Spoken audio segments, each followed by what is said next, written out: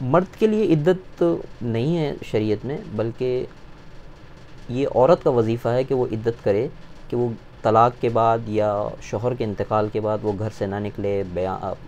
بناؤ سنگار نہ کرے، اور دوسرے جو اس کے اندر حدود اور قیودات اس کے اوپر ہیں،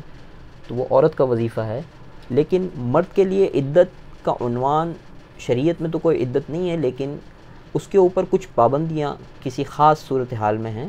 وہ عدت کے عنوان سے ذکر کر دی جاتی ہیں۔ اس میں یہ ہے کہ کسی شخص نے اگر کسی عورت کو طلاق دے دی ہے،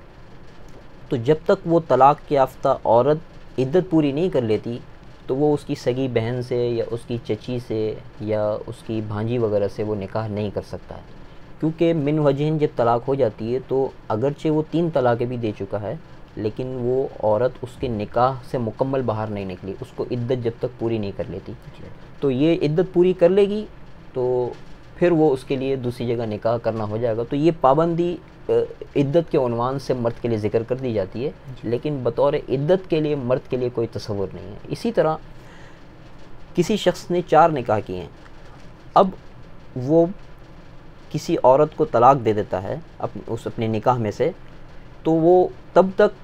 اپنا نیا نکاح نہیں کر سکتا جب تک اس چوتھی عورت کا جو عدت ہے وہ مکمل نہیں ہو جاتی، کیونکہ من وجہن وہ اس کے عدت میں اس کے نکاح میں موجود ہے جب تک عدت پوری نہیں ہوتی۔ جب اس کی عدت پوری ہو جائے گی تو اس کے بعد جو ہے وہ نیا نکاح کر سکتا ہے۔